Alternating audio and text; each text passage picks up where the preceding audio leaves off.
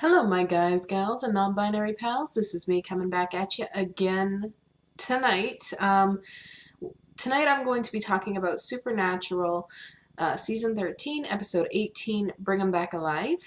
And as you can see, Lucy's right where she normally is, head on a pillow.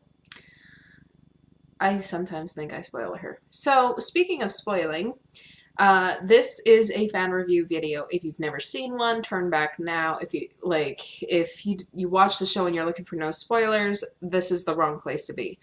I'm going to be talking about the episode. I'm going to be talking about my opinions on the episode, what happened in the episode, thus, therein lie spoilers. So again, if you are watching this and you don't want to see spoilers, stop watching.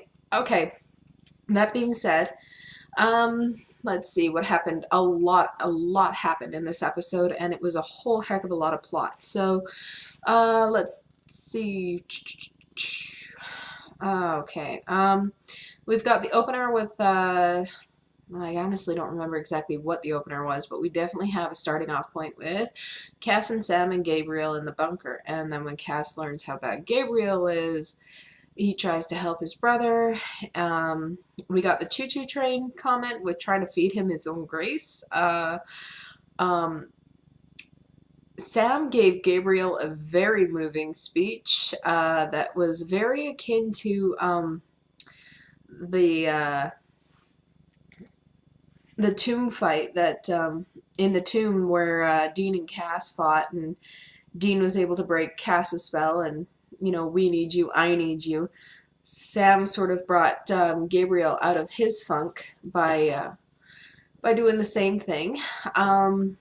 Sabriel shippers are rising, I can tell you that much. They are definitely excited about the outcomes of what's happening. So that's pretty cool.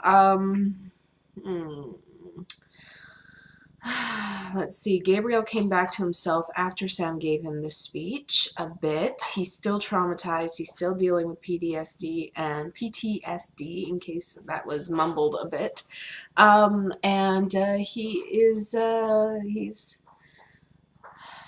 Well, I'm going to go and flip back to Dean and Ketch in the other world, because one of the opening scenes over there, Dean's lost, and because he showed up somewhere else than he was previously. But one of the first people they meet over there, or see, is Charlie. Charlie's back. Charlie's back. So, of course, my inner fangirl and love of Charlie, I was just like, Charlie. So it was pretty exciting. It's pretty super stoked to see Charlie back. And, she isn't that different from the Charlie that we know and love, except for she's more badass. But, the Charlie we knew and love was pretty badass too. So it's pretty exciting to see her back. It's awesome to see Dean's loyalty and love is just carried over. And I think it was pretty cool how she kind of just rolled with it, She was pretty awesome when Dean ended up telling her all that was going on and what was happening. It was a pretty sweet reunion. I was pretty stoked about that. So now we've got Gabriel back and we've got Charlie back. We've got Kevin back. So it almost seems like Buck Lemming is kind of trying to, I don't know, erase their sins. Not that it's actually going to happen, but they're trying, and that's what's important. We have no vision, no contact so far with Jack or Mary or Bobby. So I'm still looking forward to that reunion. But let's hop over now to Lucifer and Sister Joe. And Sister Joe is definitely starting to stand on her own feet.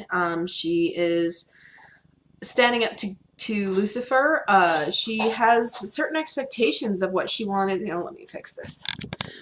She has certain expectations of what she wanted for heaven, for the angels, for Lucifer's position of power, and he's just not rising to the occasion. So she's definitely being vocal about it, and she is like I said in earlier review videos, I wanted to see more about her. I could see the potential was there. I did not like that they just used her as like a sexual object or a trope in a romantic scene. So the fact that that is being dissolved, it makes me very happy to see who and what Sister Joe is about and what she's willing to stand for and how she's willing to stand up for herself and her brother and sisters and all that such. So it's interesting to see her character arc a little bit more. Lucifer was trying to be God, I guess, but he totally failed at that exorcism. Like, he ended up killing both the priests, and it was just like one of those darn it moments. And I mean, to be fair, I kind of giggled a little bit, but it was a bit. He's just falling so flat. Like, his expectations are so high for himself, and yet he's not doing anything remotely godly or worthy of note yet. He's just trying to be amazing or have everybody accept him as amazing when he hasn't done a damn thing to actually gain people's awe and reverence. So, yeah, Lucifer is, I think Joe hit the nail on the head when she said that he is terrified of meeting his son and seeing his son not want him. So it's that's kind of an interesting storyline in and of itself. We'll see how that goes. At the end, when Gabriel regained his powers and killed off Asmodeus, I kind of thought that Gabriel needed to step up and actually stand with the guys this time. I mean, for Christ's sake, he's seen what happened to himself. Like, he had just been tortured and kidnapped for how many years? And he chose to walk away from the Winchesters and helping in that fight too. At the end, anyway, he chose to walk away. And it just seems like he's repeating old mistakes. And it would be nice to see him make a side with Cass and Dean and Sam. Like, he should be siding with his SPN family, if you ask me. And maybe it's the trauma he just went through, but when he heard Michael could be coming over, he just got the fuck out of there. So I still have hope Gabriel's gonna rise to the challenge and kick some ass. I hope that Sam and Cass are gonna talk him into it a little bit more. But what I'm more worried about was the promo that I saw for next week. Okay, so Dean gave that moving speech at the end. Dean's breaking down mentally again. You know, he has Sam and he has Cass there, but he just got Charlie back, and it feels like that's a whole new grief that was just reopened to him and ripped away from him. So all he sees in that other world now is family members that are still alive, but may as well be dead if he can't get to them. But with the promo I saw last, at the end, Rowena was doing something to Sam. And given the fact that Rowena and Sam a couple episodes back had that bonding moment of their hatred and fear of Lucifer, and Rowena now has her powers, again, fully unlocked and unhinged, I think that Rowena is going to be a, how do I say it? Like, definitely a player in the field. She's going to change something, and I think it's not going to be for the better. Because of her fear and hatred of Lucifer, I think it's going to blind her to the greater danger that is Michael. Lucifer currently is not as much of a threat as Michael, and I think she sees Michael as endgame to end Lucifer, but she doesn't see how terrible Michael himself is. So she could do something magically. We saw in the promo she was doing something to Sam. She could end up doing something to either Sam or Dean, or maybe cause a spell, create something in Sam or something, get him to do something to betray Dean or cause harm to Dean, and somehow get him to bring Michael over. I'm worried that Dean's going to end up being possessed by Michael. And I think that's what Jensen was maybe talking about as the, you know, he's never played another character before. So that, if Rowena managed to figure out a way to get Dean to bring Michael over to kill off Lucifer here in their world, that would be one hell of an issue. So that has me a wee bit worried.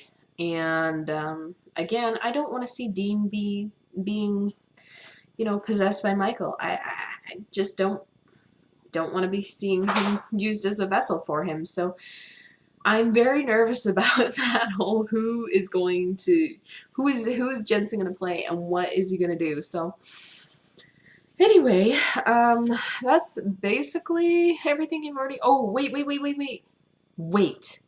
Okay, the Destiel fangirl in me has to mention the few things, the little back and forth between Ketch and Dean when Dean got shot and poisoned. And Ketch says, "You don't look so good." And Dean says, "Thanks, but you're not really my type." And we all know who his type is. And then there's the whole bit where Ketch is talking to Dean and he says, "Go get Sam, go get your angel, and then go get the military and the Navy SEALs." But yeah, it's there were just a few moments there that I quite enjoyed. Apart from that, that's me just covering my little Destiel fangirl moment. And at the end, Cass being super concerned and wanting to help Dean right after he gives that speech about, you know, losing everything, and Cass immediately sees it as his fault for losing Gabriel. So he's gonna want to fix that and give Dean another win. But again, at the risk of losing Cass, Cass is Dean's win. So let's not go there again. Okay. Anyway, so that's covering everything you've already seen with your own two eyes. I want to thank you again for tuning in this week, and I'm looking forward to the next episode. A little nervous as we're crawling towards the end of the season here. Yeah, so if you like my videos, go ahead and hit subscribe. If you really like my videos, you can always hit like down below. And again, comment, engage, discuss. I enjoy it. And let's talk about some supernatural stuff and geek out. If you don't want to talk about that stuff, we can talk about other things. But anyway, that's it. Have a wonderful night. Good night, my lovelies. Bye. Where's that? There it is.